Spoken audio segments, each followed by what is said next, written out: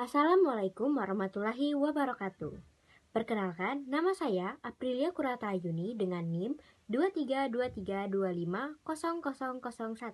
Saya berasal dari Prodi Pendidikan Islam Anak Usia Dini dan saya berada di semester 3. Di kesempatan kali ini saya akan membahas materi tentang minimnya sarana dan prasarana, ketidaksesuaian fasilitas dengan kebutuhan pendidikan anak usia dini. Pendidikan anak usia dini adalah fondasi penting dalam membangun kemampuan kognitif, motorik, sosial, serta emosional anak. Meskipun pemerintah telah menetapkan kebijakan seperti Permendikbud nomor 137 tahun 2014 tentang standar nasional PAUD, banyak lembaga PAUD, terutama di daerah terpencil, menghadapi kendala minimnya sarana dan prasarana. Laporan ini bertujuan untuk menganalisis akar permasalahan terkait minimnya sarana dan prasarana, ketidaksesuaian fasilitas dengan kebutuhan pendidikan anak usia dini, dan laporan ini menawarkan bagaimana solusi kreatif serta realistis untuk mengatasinya. Minimnya sarana dan prasarana di PAUD disebabkan oleh beberapa faktor utama.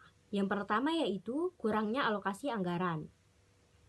PAUD seringkali menerima anggaran yang terbatas melalui Badan Operasional Penyelenggara atau BOP, yaitu sebesar 600.000 per anak per tahun, yang sebagian besar digunakan untuk kebutuhan operasional sebagai gaji guru dan pembelian bahan ajar, sehingga tidak cukup untuk pengembangan fasilitas fisik.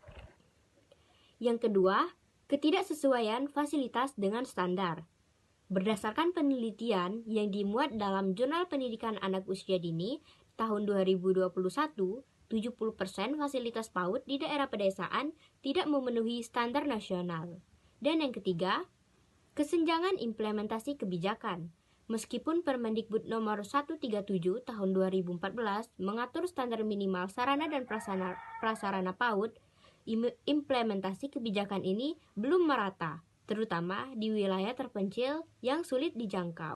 Solusi kreatif dan realistis yang dapat dilakukan yang pertama yaitu optimalisasi penggunaan dana desa. Pemerintah desa perlu mengalokasikan minimal 10% dana desa untuk pembangunan fasilitas PAUD seperti ruang kelas, alat permainan edukatif, dan sanitasi ramah anak. Yang kedua, program kemitraan publik swasta. Kita dapat menggandeng sektor swasta melalui program CCR untuk mendanai pembangunan fasilitas PAUD. Yang ketiga, inovasi pengadaan fasilitas. Dengan memanfaatkan bahan lokal seperti bambu dan kayu, kita dapat membuat furnitur dan alat permainan sederhana. Yang keempat, pelatihan guru dan pengelolaan PAUD. Memberikan pelatihan tentang penggunaan bahan lokal dan kreatif dalam membuat alat permainan edukatif. Yang kelima, digitalisasi untuk daerah tertinggal. Menggunakan aplikasi pembelajaran seperti Rumah Belajar atau EduTalk sebagai solusi pembelajaran alternatif untuk daerah yang minim fasilitas. Kesimpulan dari laporan tadi yaitu minimnya sarana dan prasarana PAUD memerlukan solusi yang melibatkan semua pihak, baik pemerintah, swasta, maupun masyarakat.